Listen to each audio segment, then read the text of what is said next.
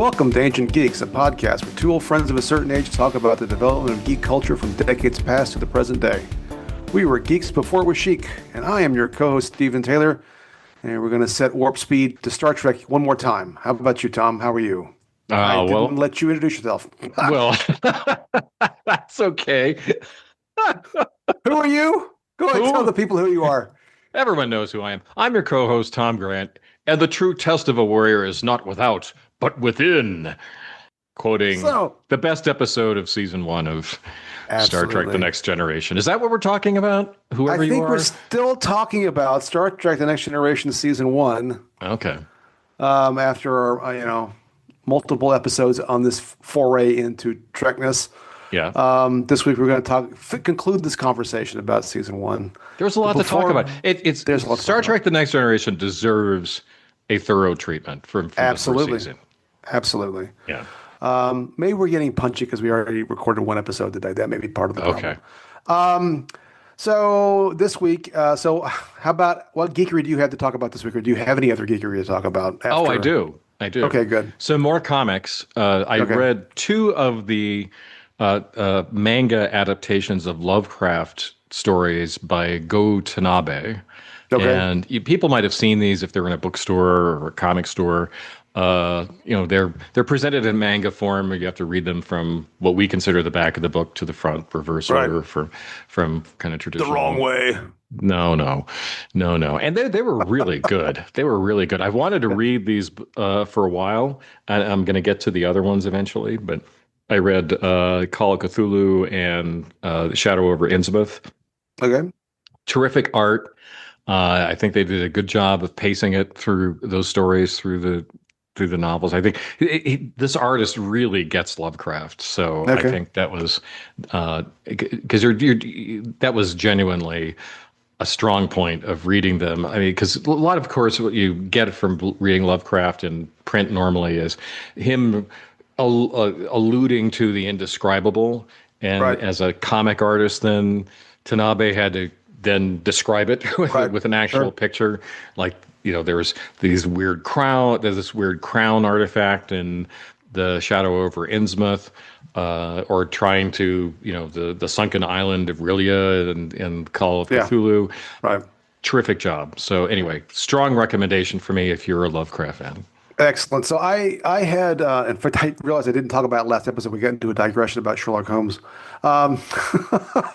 But so this is not quite geekery, but it fits. I watched, which was originally a movie made for HBO called Conspiracy, which was about the conference about the final solution in World War II in Germany. It has a geeky connection because the reason it was on my list to watch was because Tony Gilroy cited it as inspiration for an episode of Andor where the Imperial folks meet to talk about the Gorman problem, and they have that conference. I would really recommend this movie. It's on HBO Max. It really is. It's really just a movie about a meeting, and it runs the length of the meeting, which is 90 minutes. And it is chilling. It is well acted. Some great people in it. Kenneth Branagh plays the main villain, so to speak. Stanley Tucci's Eichmann. There's a whole bunch of people you recognize. I may write about it. I may have written about it by now. Actually, by the time this comes out, I'm sure I will have done on OutsideTheBeltway.com, where I write about politics. Because I was struck by this movie that's 25 years old. It unfortunately resonates in the current moment in ways that I wish that it did not. But anyway, I would it's a good movie. I'd recommend it, and it does have a geeky connection. So there's that. All right. So one more time. Do you have any theme music? One more time. Music for TNG? I just would say sort of Klingon opera generally, because this season certainly established the Klingons as way more interesting than the Ferengi, which were supposed to be the kind of the primary nemesis in Star Trek: The Next Generation.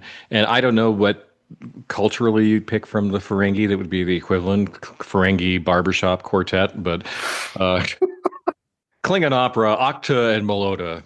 There you go. Would be my pick for today. How about I'm going to be real lazy and pick the in-theme title of the TV show, because this is the end of this particular foray. Anyway, so here's a question. When you watch The Next Generation, do you skip the title credits? I may have this time only because time was of the essence. I tend not to. I did skip it when I watched it this time, but Yeah. I do like the title sequence. Yeah, same here. I mean, I was forced to because I was watching so many episodes back to Yeah, back. But anyway, otherwise, I still enjoy the theme music. absolutely. It's good stuff. Okay, so, in the previous episode, we went through what we thought were the eight sort of essential episodes to discuss in TNG season one. And if you missed that somehow, it's on the podcatcher of your choice. Tom and I both watched a few more episodes. So we'll talk a little bit about those for a few minutes before we get into some themes. I don't plan to necessarily dive in as deep as we did before. But what's an episode you watched that I didn't watch, or I have watched, of course, but not for this preparation? What was one that you watched, and what did you think about it, and why? Why did you watch it? Well, I watched another Ferengi episode, The Battle, Right. and that I think I wanted to kind of more firmly establish why the Ferengi didn't work as the primary adversaries for the Federation in the series, and how much they understood it at the time. So here in this episode, Picard starts acting oddly. He's complaining of headaches. Meanwhile, there's this unexpected meeting with the Ferengi. They want to talk to the Enterprise about something. It turns out they have his old starship, the Stargazer, which was the ship that went into battle against the Ferengi years earlier. Even though at the time Picard and the Federation didn't know who it was, didn't know who they were. Anyway, it was a battle that they had to abandon ship. The Ferengi vessel was destroyed. As it turns out, this is all a big revenge plot on the part of the captain of the Ferengi ship, who wants to avenge his son, I think, if I remember correctly. I believe that's correct. Yes. Yeah. Anyway, who was on that ship that the Stargazer Picard ship had destroyed. He's got some sort of mind control device that then forces Picard to relive the battle, but doing it in a way with the Stargazer automated up to the eyeballs, so only Picard has to be on it. Then it's going to attack the Enterprise and get destroyed in the process. Anyway, it was a meh episode. And so here they had another time up at bat with the Ferengi, where they tried to do something with them that would be interesting. Right. And it wasn't. It was, again, a very, very kind of stale revenge story, maybe a little bit more background on the first contact that actually happened with the between the Federation and the Ferengi. But worst of all, the plot did not make sense one whit. For the reasons we talked about in the last episode, like bad Star Trek, where you start introducing things that raise a bunch of questions, like mind control devices that apparently you can buy on the black market that never make an appearance again. Picard is really acting visibly oddly and perhaps dangerously, and so there's no 25th Amendment solution for dealing with a captain who's gone off the rails. Having a parchment rule and the actual implementation of the rule is not always the same thing. That is true. That is true. And when you do have your telepathic commissar sitting next to you. Yeah, she's not very helpful. She should have been more helpful. No, she's useless in this episode. As she is in a lot of episodes in the first couple of seasons. That's true. I mean, I would say that the Ferengi are less weird in this episode. Yeah. But to your point, as adversaries, this episode does nothing to advance them as a race or a political force or whatever, because really the bad guy isn't the Ferengi or a Ferengi political machinations. It's the daemon who's upset about his son being killed. Right. He's the adversary. The second in command does the right thing and removes him from his position once the daemon's plot is revealed. It just sort of made them a little bit more sympathetic, but they didn't make them interesting. No. Well, and again, I think this core notion that they're somehow a militarized trading force doesn't make any sense. No. Why, if your whole goal is economic trade. It's literally trading goods and service or goods, I guess. I understand if they were colonizers, it might make sense. But why do they have a military exactly? I don't understand. The whole structure just never makes any sense to me. And over time, Yes. it kind of fades, right? It fades to where they don't really. Their ships show up sometimes, but they're less and less about an organization who wear uniforms and daemons and all that, and becomes more just individual Ferengi doing things. But anyway, Yeah. yeah, it's not a Uh, very good. I mean, it gives some backstory. Again, as a nerd, I like seeing another ship. Although I remember what my friend and I called the flying pan pizza, the Stargazer. yeah. It's okay. It's meh. You're not Yeah. wrong. And again, lots of questions. How did the Ferengi fake a Federation captain's log? Yeah. Because That's they're right. trying to frame Picard, That's right. defame him that he had actually uh, i- initiated the conflict. It wasn't that the Ferengi had fired on them first. Did nobody? Why didn't anybody check the items that were taken off the Stargazer, which Right. included That's this mind right. control sphere? Like, That's wouldn't right. you be a little concerned about just at least like surveillance devices being Yes. Well, inserted into it's objects? one of those cases where sensors just don't seem to work very well. Right. Instead But of this yeah, like it's medicine ball sized oh yeah, mind control device right. That's right. you know, in a crate, Yeah. uh, the Ferengi seem to have like transporters that work through shields. That was a new one. Anyway, that's a trivial point, but it just again Right. left you with all these questions. Didn't leave you thinking, I want to see more of the Ferengi. No. Oh, and why don't people use the Picard maneuver all the time if it's such a I killer know. move? I know. It doesn't make any sense, but hey. Yeah. Well, because again, so the Picard maneuver, which is going to warping and stopping and creating temporarily two versions of the ship, wouldn't you always know the one in front was the one? I mean, wouldn't it be that? Right. Or worse, is a 50-50 shot, right? I guess. I don't know. It doesn't make any sense. Yeah, and there's more, Wesley's inserted arbitrarily into the story. I think Yeah. actually we should call him and Wesley. Like last And time we Wesley. said, like at Tasha Yar's Yeah. funeral ceremony, there Yeah. was the bridge crew and Right. Wesley. We should Right. just call him and Wesley from now on. And Wesley. And Yeah. that's even better with a jingle. Okay. Oh, yeah. I feel like it needs a jingle. And All right. Wesley, dun dun. So I'll pick one of the ones I watched, mostly because the computer kept going after I watched Datalore, was Angel One. Angel One is this episode about the Enterprise is trying to find the survivors of a wrecked freighter. So non-Starfleet, but humans on this planet that had been contacted previous, that's basically ruled by women. I think the notion is they're kind of like Amazons in the sense that they're bigger and stronger than the dudes. And I mean, the whole argument is that the women are in charge because they're bigger and stronger and the men are smaller and weaker. It's supposed to be this inversion of Earth, I guess, at some point. They don't do a very good job of explaining it very well. And again, it's one of this theme of ham-fisted attempts at trying to seem feminist while coming across poorly as being Yes. feminist, especially since in the story it ends up that while one thing the government of Angel One is very suspicious of this enterprise, they're not very cooperative, and it ends up that the survivors had crash landed and were like it formed almost a clandestine, like almost a guerrilla group sort of thing. But then they had married some of the women, and this is weird. It's totally uncommented upon that somehow the Amazon women, my term, not the shows, fell in love with the burly he-men from Earth because they were better than the wimpy little men. Yeah. So, which kind of inverted the whole alleged feminist storyline, in my opinion. It's a clunky episode. They don't do a very good job with it. It includes this lame attempt at Riker having romance with the leader of the planet, wearing the goofy outfit.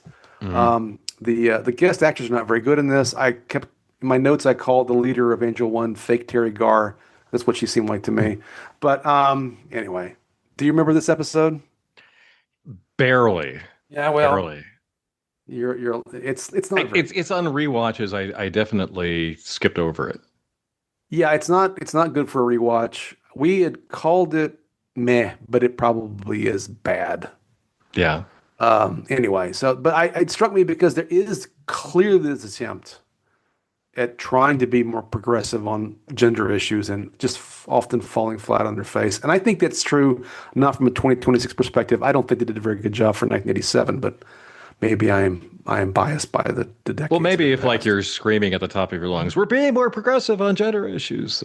Well, that's part of it. That's part Yeah. of it. And part of it's just like, I don't know. The best you can do is let's have a planet run by women because they're more strong and powerful than the dudes. It just doesn't seem like that's very Well thought out. imagined. Yeah. No. All right. What's another one you watched? So since we're talking about continuations of stories started earlier in the season, I'll pick Hyde and Q, the second appearance of Yes. Q. The Yes. short version of this is Q appears again. This time he seems interested in tempting Riker Yes. with giving him the powers of the Q, Yes. and therefore somehow proving that humans are as great as they think they are. Yes. They're put into situations where he has to save Enterprise crew members who have been stabbed by evil pig soldiers Right. earlier in the Right. Right. episode, and then Right. there's a catastrophe on a planet, and he could use his powers, but he's promised Picard not to use them because that would be playing into whatever Q wants. It was okay. It was kind of meh. Did you watch this one again recently? I've a couple years ago. I remember now that this episode, which by the way was written by Maurice Hurley and Gene Roddenberry, is an episode of Bewitched where Darren is given the power of a warlock, and Oh, Sam says wow. he's not supposed to use the powers. It's almost the same plot because it's ridiculous. I don't think that. I mean, Riker is not very likable in this episode. I think they're trying No. to make an argument about power corrupting, but it's done in a very sort of not well acted way. No, it's Frakes' worst acting, I think. Oh, I think so I too. Yeah. Ah, Wesley. Oh I know yeah, what you want, my young friend. Ugh, it's so yeah. stupid and Yeah, it's awful. gross. Although it does introduce Klingon targs, so it's Yes, useful it for something. does. It does. And boy, talk about embarrassing the Klingon woman. Oh yeah, that was bad. That was That was bad. bad. Uh, it it doesn't resolve well. I mean, I think that Well, he gives things to characters who then they say no thank you. Like he yeah, gives that's right. Geordi back his sight. Right. He ages Wes, Wesley yeah. and Wesley by 10 years. He gives Worf a cringy girlfriend. Yes. And all of them turn him down, and then he realizes, well, he shouldn't have this power, but Right. he still could be running around the galaxy saving people from terrible Right. catastrophes. No, So it it doesn't doesn't make quite answer the question raised no. by the episode. So anyway, Do it's I not that remember good. do you remember the dialogue that in fact someone asks, is this Klingon sex? And Worf says this is sex. Do I remember that dialogue correctly? Because I I pretty much something like that. Something like that. it's just so gross. Anyway, okay. And it does also have has Picard being a French chauvinist saying, oh well, the flag is in the proper order Oh of blue, yes. white, and red. Was that episode? It was that episode, yes. Okay, yeah. There's another one he does the thing with yeah.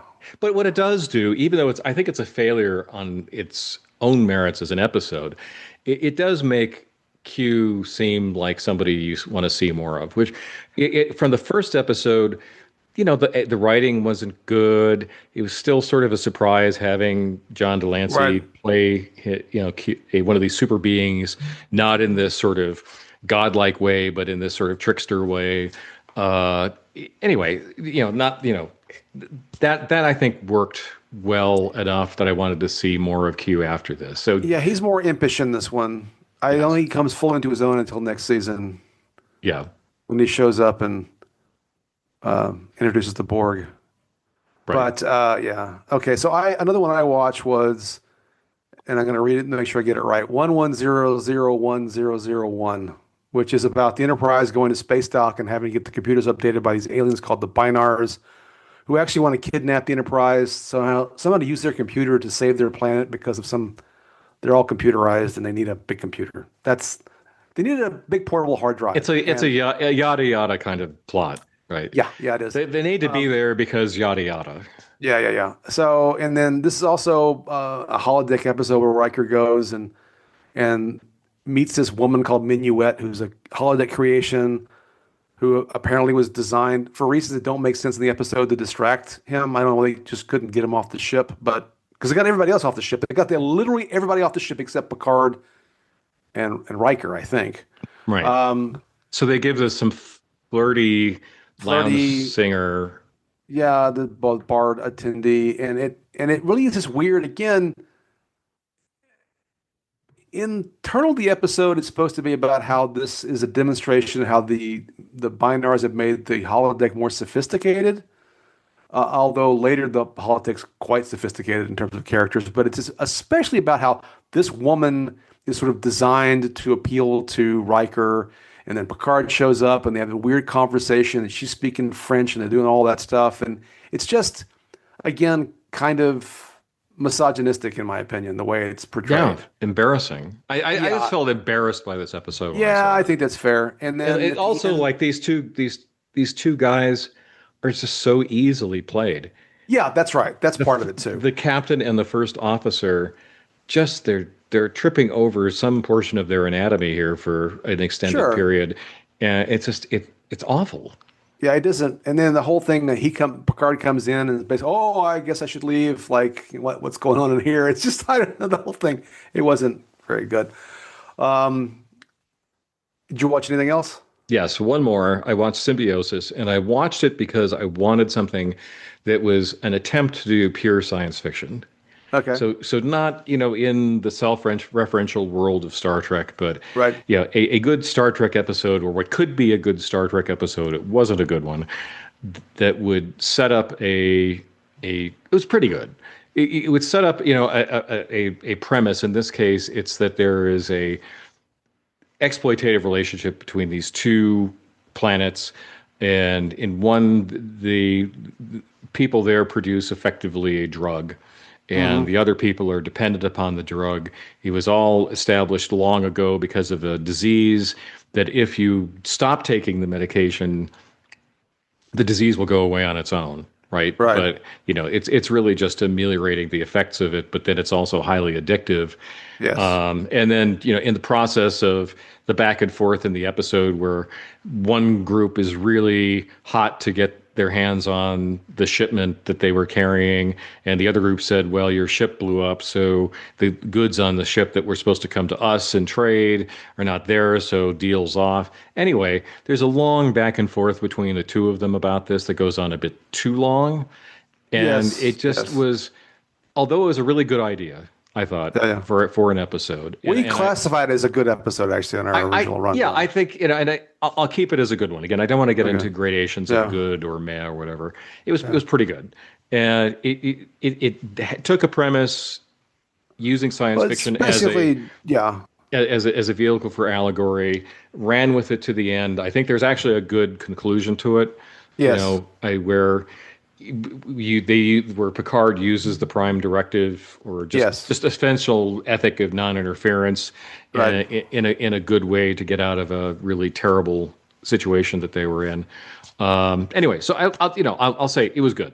It was good. Yeah, I mean, so it's basically drug dealer planet and Right. addict planet, and Yes. with the drug dealer planet, supposedly the addicts think they're getting medicine, but they're in fact been addicted to the medicine, even though the disease itself is now gone. And so that's and I so on the one hand, it has this beginning part that is the after school special part, which I don't care Yes. for. No. Where Wesley's like, I don't understand why anybody would want to take drugs. And Tasha's like, well, duh, Wesley, there sometimes people feel good and that's why they take these things, but it's really bad. And all right, fine. Oh, I hope you never understand. Yeah. That's right. Yeah, yeah. It Now, did. Go ahead. no, I was just going to, the reason I agree, I didn't rewatch it for this, but I watched it not that long ago. I think that I like, I like the basic premise, as you say, if even if some of it goes on a little bit too long. I like it's kind of fun to have the actors from Star Trek 2, the one that played Joaquin and the Yes. one that played David. That's just a side thing. Which And, but I don't remember noticing that when I watched it for the first no, time. Weirdly. I know I did notice, but yeah, but I especially the reason I would put it in good, maybe not the certainly not the top tier of good if we're going to do gradations, but I do like the ending. It's Picard, I think, being smart, the way Yes. Picard becomes smart of using the circumstance. It's not, it doesn't, it solves the problem, but it solves, I think, in a reasonably ethical way. And it does apply the Prime Directive in a way that I think is kind of interesting. And Yeah. I Oh, that also part like I this, like appreciate. a skid of evil like solution. I'm not going to play Yeah, this game. that's right. That's right. I Yeah. agree. Yeah. And I also kind of like the way that they depicted the drug addicts in this. Yes. Yes. They really they had become stunted as Yes. people because of Yeah, their yeah. addiction. That That's all right. they thought about was where they were going to get the next dosage. Wasn't it And called so that Felicium? Yeah, Felicium. Gee, I wonder where that yes. name came from. Well, in Latin, Felix means no. Okay. So just because they had been truncated, by their Yeah, addiction, they didn't know how to operate their own technology effectively or that's repair it, I right. should say. Yeah, that was good. Yeah, Yeah, yeah, everyone's kind of spacey yeah. most of the Skeevy, time. kind of like they just look Yeah, strung out. Look yeah, strung out. and like quick to anger. Yeah, yeah, yeah. Yeah, So I also watched Where No One Has Gone Before, which is introduces the traveler and it becomes yeah. and this idea that Wesley is a prodigy. It's also when Picard makes him an acting ensign in a way that doesn't really make sense. I'm not going to go into the plot. It has to do with an alien that can make the ship travel further, and the travelers come up later in Hmm. TNG, and then later it comes up in Picard. It comes up in Prodigy, as does Wesley. But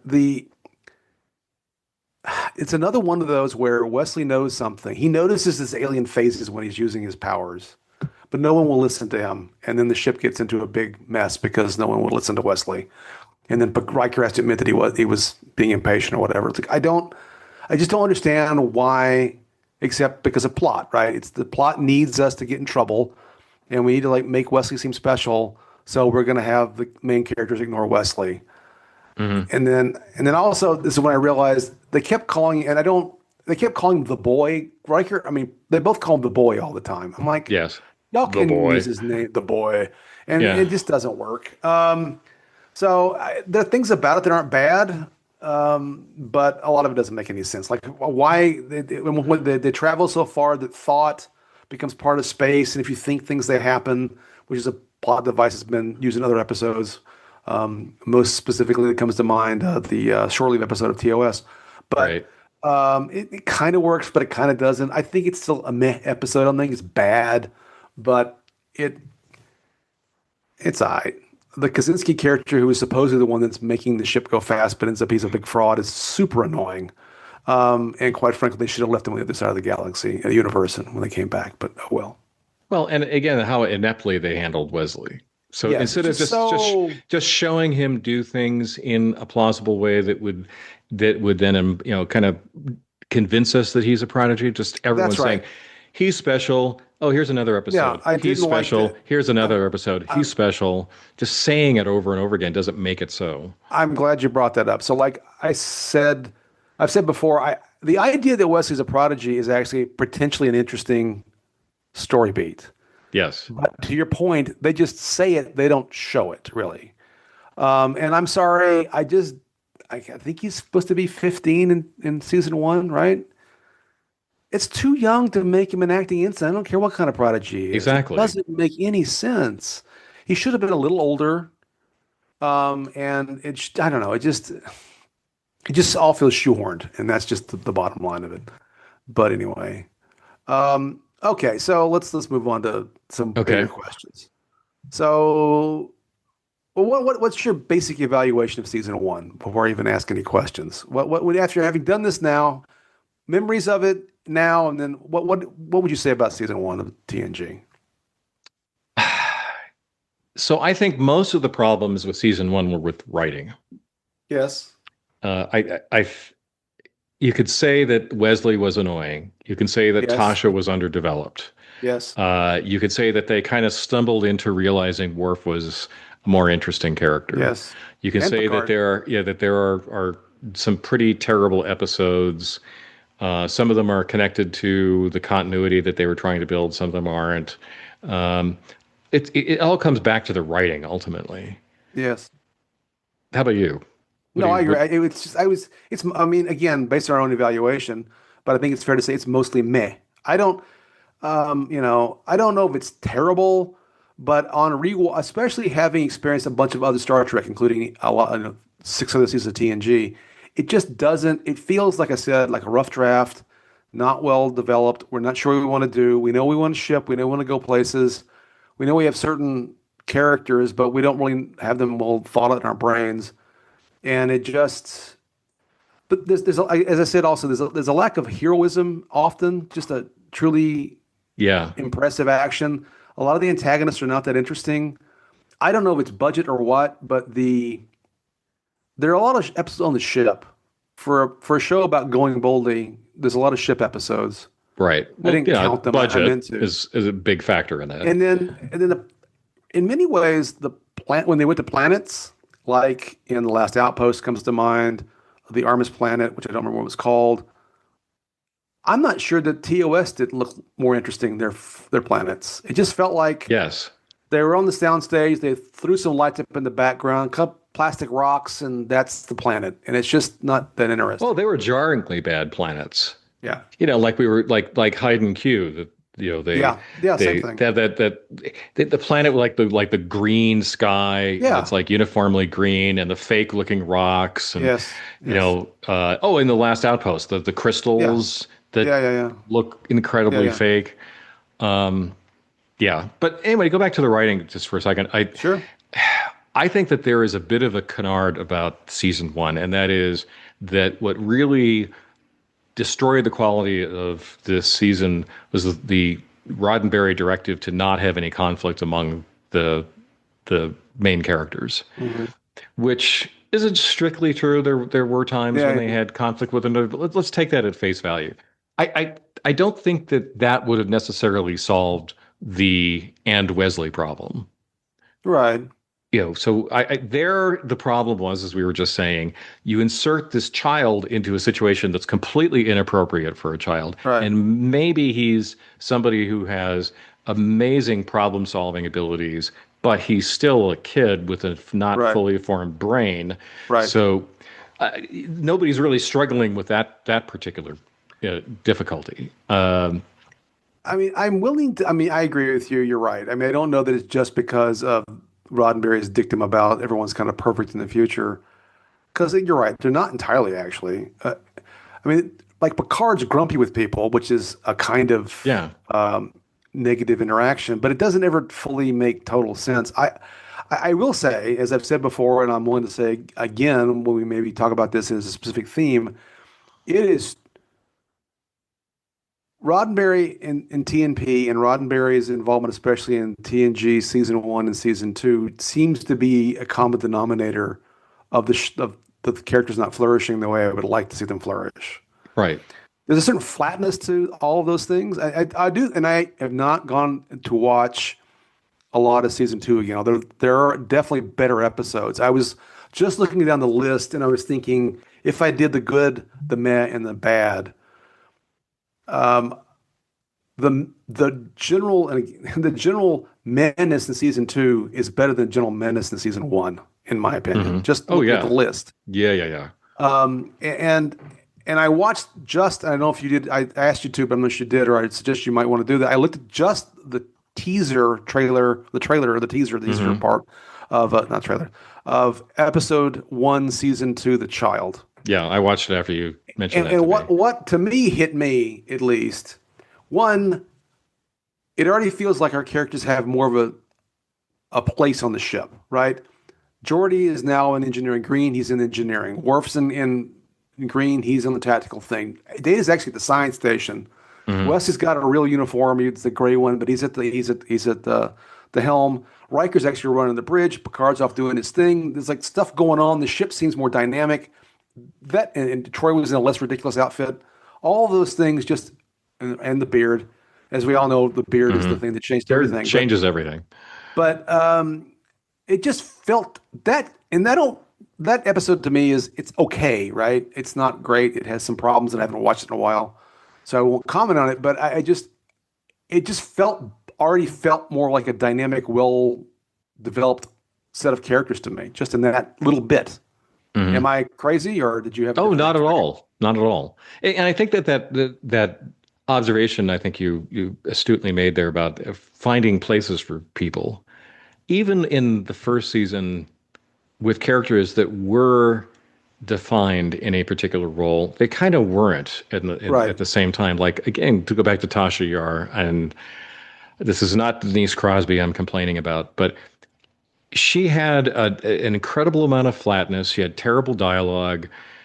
Occasionally, like, she'd hit somebody, or Yeah. occasionally she'd express her concern about whether there was a threat to the ship or the captain or whatever. But that's all she did. And it didn't like feel like she was really functioning in a role. She was Right. just a character who had been jammed into a particular niche by the That's right. creator or creators of the show. And there wasn't a lot of room to wiggle around in there. And therefore, not surprisingly, the actress got tired and left. Yes. So if this show had been called Space Adventure Hour and it was the same cast and the same scripts but no Yeah, Star Trek, do you think it would have lasted? no, Yeah, I think that's I probably not. had the same view. With one exception, I think that there is a lot of credit due to Patrick Stewart. Sure. That was the best casting choice of all. Agreed. On rewatch, it's just like, yes, he kind of carried the show through, and not to say there weren't good acting, there wasn't good acting going on the part of Frakes or Dorn or Spiner or other people, but he is the center of the show. He is. He does Well, lend plausibility to him in a command role. He does carry episodes where he's making important decisions that affect the outcome of a particular script. He carries it so well that I think if I he were agree. in Space Adventure Hour, I would watch him in that. That's fair. I mean, I guess what I would say really maybe it would have gone more than one season, and maybe Stewart would have been able to carry it. It would. I think he just would have been in my mind like other syndicated sci-fi shows that I actually didn't watch, like Andromeda or Hmm. some of the other ones that like, well, I don't know if I care enough, and maybe it would have persisted for a while and then faded away. But I Yeah, do that's a great analogy. this does lead to my next question, but I think I didn't. This really, I think you answered the Hmm. question in a way that I hadn't thought before. What is it about this season is of what we came to love, and it's still we're in learning. It's learning to center the show around Picard, which it tried not to do at first. Right, they tried to have a co-lead with the captain, and then the first officer did the away missions Yes. in a way that often left kind of we talked about in Blake Seven, where Hoover operated the teleport and stayed on the ship, and everybody else got to go do Right. stuff. Same deal with Picard. He'd like hang up on the ship while Riker went and did things, which is not a bad division of labor, and it makes some logical sense. But the show takes a while to figure out that it's got to be centered around Patrick Stewart's character, which I think over time it becomes more the case. Correct? Yes. I would argue. Yes. And I Yeah. think that's kind of a central thing. Is there anything else about this season that existed that made us love it over time, or what was or what was missing that we did come to love later? Do you think? I think there were enough episodes that did have interesting science fiction notions in them Hmm. that as a science fiction fan, it made me interested in what was to come. Yeah. And that isn't because it's a callback to the Klingons or the Romulans or whatever. Do the Romulans have a better cloaking device now? It's not that, right? Right. It's again an episode that is about the effects of drug addiction, Right. or aliens that are truly alien, like the parasites in Conspiracy. Right. If the show promises to do more of that, I'll keep watching. In a weird way, I mean, we're complaining a lot about the characters being underdeveloped and their Right. relationships being stiff and forced and so forth. If they had done a better job of handling the characters and it wasn't Star Trek, I'm still not sure I would have kept watching, Hmm. because part of the reason I was there was for the science fiction, Right. not for the soap opera. Yeah. Yeah. So it's often argued that first seasons of Trek shows are not the best, and I think it's true that if it's talking about DS9 or Voyager, Hmm. um, to pick two examples, those are weaker and they kind of grow into it. Although I think both those shows had stronger first seasons than TNG did. But TOS actually, I think, had a pretty strong first season. Hmm. How would you rank them, or why do you think that's the case? Why the TOS first season was Yeah. good. Again, it was a good mix of characters who were Hmm. interesting, situations that were plausible given the premise of the Hmm. show. The science fiction elements were good. The ongoing ones like the warp drive and other things that kind of made sense, and also the playing with the science fiction medium as a way to explore particular ideas. It worked, right? It Yeah. worked. And I also thought that it just again didn't feel so forced. There's just You're right. this stilted feeling to everything, Yeah. Stilted's a good word. like with humor. Yeah. Like when we talked about the neutral zone, I said that there was all this sort of corny humor around the southern character LQ, whatever his name, LQ Sunny, whatever. Yeah. LQ Cotton Underpants, I whatever, that he was again so forced. It's like you can almost see the director pointing at this guy saying, "You need to laugh at him. He's Right. funny." Right. That's true. Rather than No, you're right. the That's relaxed a humor that kind of naturally comes out of situations. Like there's the episode, yeah, so there's like the in Unification where Picard and Data are on the Klingon ship, and Picard's trying to Mhm. sleep, and Data's just sort of standing there in Right. sleep Right. mode. Right. Yeah. Yeah. That's funny. Right. No, you're right. That's a But good it's point. like, gosh, I've got a Chinese finger puzzle, and Data No. can't figure it out. It's just so lame and so forced. I would Ugh. have to sit here and think about it because I did not think about it. But there must be some decent humorous moments in season one. But on balance, you're right. The humor, excuse me, is Data's trying to learn how to sneeze, or Data is doing this, that, or the other thing. It's there's not a whole lot of dialogue based, character based, interactive humor. No. In fact, Picard is pretty humorless in most of this episode of the season. Excuse me. Hmm. So yeah, that's something that's missing. I mean, TOS I think did have the advantage of really focusing on clearly main characters and then had ancillary characters. They're trying in this for reasons that are admirable to have more of an ensemble, but I think it is because they didn't know where they all fit and how they all should interact that it just became a problem. But I would also extend that to the introduction of Loxana Troy, which we haven't Yes, that's talked true. about. We Again, very forced. Here's an anti-meme character. Ha ha yes, ha. You're supposed to laugh at this. Eh, yeah, we didn't talk about that episode. It I can't mostly imagine why doesn't not. work. Yeah, I know. She's funnier a little bit later when Yeah. she's anyway, but even so, yeah, it is forced. But Q's funnier later. Au Yes. contraire, mon capitaine, he's Yes. back. Um, micro brain. Ate any good books lately? Anyway, nevertheless, um, let's. Well, again, and I think we've already said this. They're just lack of hero. I mean, are there heroic moments that you remember from this first season that you would even point to that be anything like the Cormac maneuver or Balance of Terror? No, none. None. I mean, you had those nice little things with Picard and Armis, but it's still not the same thing. I just can't think of anything as dramatic. And Yeah, then again, maybe Worf, at the end of Heart of Glory. yeah, there's some of that. That's fair.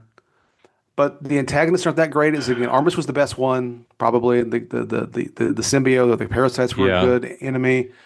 The Romans were a tease, but they really weren't. It was anticlimactic when we saw them. No, all they did was they showed up and said, "Here we are. Yeah. We have a So really cool spaceship. that's right. Look at our spaceship." That's right. Quite clearly, as we said multiple times, and every time it comes up, it's obviously the Yeah. case that the gender stuff just doesn't work, right? I mean, It's terrible. they were trying, I guess, to their credit, to like have more female characters and make them more central or to deal with gender issues, but they just didn't seem how to know how to deal with it. And it just doesn't work. Yeah, and Um, it's again like we said that we saw with the first few minutes of Skin of Evil a more relaxed and interesting Yar, and then of course she died. But I like a lot of these actors, like Marina Sirtis, is a really charming, funny woman. And yes. in Yes, she prepping is. for this, I was watching some clips from different appearances at Star Trek conventions that she made, and that's the person you want to see on screen. And instead, it felt like they just put her in a vice and made her say ridiculous things Yes, agreed. and shove her into this role that could have been so interesting based on the Bible about this person who's supposed to be sort of like a counterweight to the captain, and she's Right. really smart about people, and But she's can kind of also often attractive according challenge to the the Bible. received. I'm Yeah. avoiding that, saying Yeah. that. But just like they could, like everyone's kind of achieved groupthink, and she'll come in with an idea out of left Yeah. field, and everyone says, "Huh, I hadn't looked at it that way." I mean, that would have been so much better than what we Well, got with her. yeah, and not to fall into the trope of only women can write women. But when I sort of scan down, there are women that wrote TNG season one, but the vast majority of these scripts were written DC by dudes. Fontana. DC Fontana's in there. Diane Duane co-wrote. I forgot Mhm. Where No Man Has Gone Before. Um, but yeah, actually, that reminds me, and I think it's something that they did in Star Trek Enterprise season four that they should have done, in my opinion, here to link back to 2 episodes ago of this podcast. There had been a vast number of really good writers who had written novels for this show. Yes. They should have been hired much more of them to write scripts for this show Oh, no kidding. instead of people that wrote for Miami Vice or whatever. That's what they needed, but they Well, didn't do and it. and this is where the original show had a much, I think, more relaxed attitude about dealing with science fiction writers. Harlan Ellison, Hmm. Theodore Sturgeon, Norman Hmm. Spinrad. Yes. These are people who made their careers writing science fiction. You could, working with them, even if they weren't necessarily experienced writing scripts, you could work with them to come up with a good script, and they did. Some of the best episodes of the original series. So again, That's right. as you said, why people who wrote TV cop shows? Yeah, I think that's a problem. And I think Or, that is or a big problem with season one. I'm yeah, glad you I called that agree. out. Yeah. Okay, so we'll end on this last question before we talk about the merch thing Okay. one more time, which is Code of Honor in fact the worst Star Trek episode of all time? Oh man, it probably is. I was looking through the list of the other ones. It's outstandingly bad because it is, as I said last time, uniquely bad in that it was a bad script turned Hmm. vastly worse by the director in making some very reprehensible choices. Yeah, so the listeners, and maybe readers of Substack may know. I remember I did an exercise many months ago in looking at the IMDb rankings of all episodes of Star Trek, which at this point includes everything except Starfleet Academy, which was 927 episodes. And as far as IMDb is concerned, the worst episode of all time is Shades of Grey, which I can see that because it's a clip show it's not very good. Hmm. Yeah. But I still think I might rather watch that than Code of Honor. Code of Honor was actually the fourth worst show, with according to this, Sub Rosa being going from bottom to top. Shades of Grey, Sub Rosa from TNG, where Beverly has an affair with a candle ghost. Uh, the fight I in kind of want to Voyager. watch that one again. I know. Oh, yeah. Which is a terrible episode of Voyager with Chakotay gets involved in some kind of fighting ring, and if I remember, Dwayne the Rock Johnson's in that one. And then Code of Honor, and above that, and the Children Shall Lead. But yeah, this bad stuff, bad stuff. It's a bad episode, and deserves to be at the bottom of the heap. All right. Any other thoughts about Star Trek: The Next Generation season one that you have at this time, my friend? No, I mean, I think you raised the question, if it weren't Star Trek, would we continue to watch it? If it were a show that premiered as Star Trek today, Yes, I that's don't, yeah. I meant to talk yeah, about that, but I don't think that my reactions would change. yeah. I probably would have treated it, exactly the same way if it had premiered yesterday as when it premiered in 1987. But it would be rough if in this era of short seasons, the first 10 episodes we got were Encounter at Farpoint, The Naked Now, Code of Honor, The Last Outpost, Yeah. Where No One Has Gone Before, Lonely Among Us, Justice, The Battle, and the season finale would have been Hide and Q for 10 eps. Yeah. That'd have been rough. I mean, it's really an impossible question It because is. there's so much other Star Trek that came after TNG that, Yes. you know, would be Well, yeah, that is part of the atmosphere yes. that we No, it's we very breathe as difficult. fans. But at the same time, if this had premiered, it also would have been weird to be as episodic a show as this was. True. It wouldn't be the same. That's You right. know, But instead of the long narrative arcs, I that would mean, have there seemed is. odd. I would recommend. I always say his name wrong. Steve Shifes. Shives, or, Chives. yeah, Is a video of what it would be like if a new Trek critic watched TNG, and I think a lot of it hits pretty well. I mean, there are a lot of things you could critique, like the uniform color changes, or why is Warp 10 all of a sudden the limit? I can just see geeks getting upset about it even more. I mean, I'm sure they did then. We just didn't have the internet in quite the same way.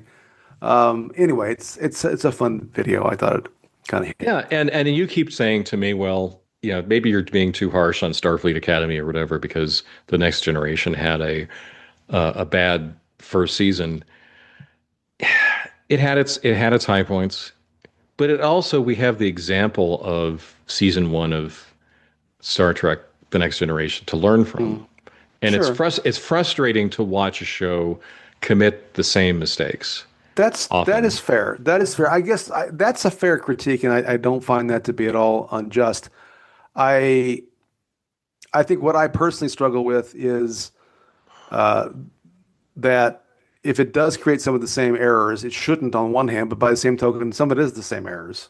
It's, Yes, exactly the and same. Characters and as tags, and yeah, yeah, yeah. I'll yeah, also say one other thing that for the time, the special effects were really great. yeah. Not some of the like the phaser effects when somebody fires a phaser or whatever, but like the space effects. When Mhm.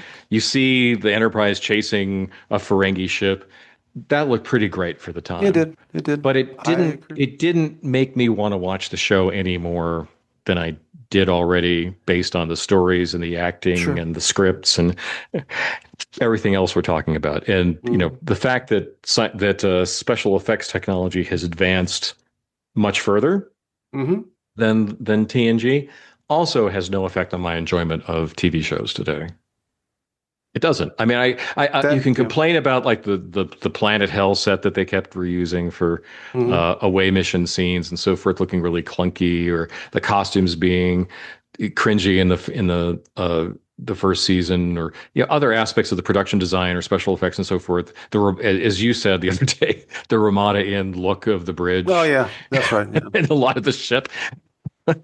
Yeah. But but as we've said countless times when we've talked about Doctor Who or Hmm. Blake Seven or other things that we've enjoyed, B monster movies, it doesn't kill my enjoyment of the show, nor does having the special effects and the production design be really good make it more watchable for me. No, I mean, I look, ultimately the writing and the acting are what matter. I do agree Yeah. with that. I think, I don't know, the production value though, I think it's a legitimate thing to either enhance or detract from a particular experience, but Yeah. that's probably a conversation for another day. So I will ask one final merch question. So again, so we had multiple variations. My merch question today is, do you have any new that is like acquired in the last several years TNG merch? Yes, I definitely have. I just got this recently. The book, The Continuing Mission, Okay. which is a coffee table book that was produced some years ago. Uh, anyway, it is a sort of one of these lots of pictures, kind of like Hmm. little summaries of the individual episodes of the show, talking about the history of the show across multiple seasons. To me, like again, coffee table books are really cool because they Yes. distill the things that I love about Dungeons and Dragons, Right. Godzilla, Star Trek, whatever, into that particular format. When they're done really well, they're a delight. And I would just call out that as a really good book. If you're into the Next Generation as much as we are both, I would say that's a must get. Very good. So I have, and I was going to bring them to show you, but I'll show you in a minute. So this is a silly thing, and I didn't buy them, but when I retired from being dean at my university, I frequently told my staff when they didn't understand why I couldn't necessarily get things done anymore that I was a lame duck. So I would Okay. constantly note that I was a lame duck and that that's just the way it is now, which is exactly the way it was. So toward the end of my tenure, they filled my office with ducks, plastic ducks, rubber Oh, how ducks. funny. And one of my associate deans was aware of my love for Trek. So three of the ducks are Star Trek rubber duckies. One's Captain Kirk, one's a Picard, and one is Worf. So I've got two Oh, rubber that's duckies fantastic. of Worf and Picard. That's the most recent TNG merch that I have acquired. So the beat goes on. Excellent. Anyway, having said all that, and having talked now for multiple hours about Star Trek The Next Generation Season 1, we come to a conclusion of this installment of Ancient Geeks. We'll see you next week.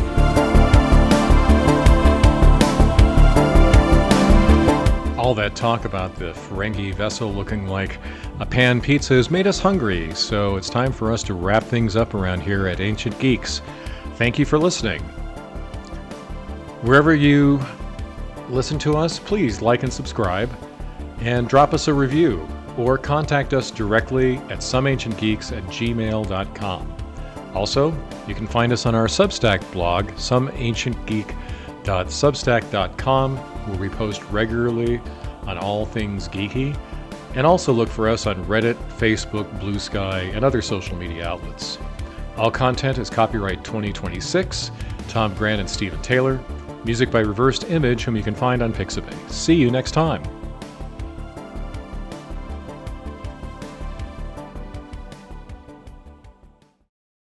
You failed? Yes, but not the second time.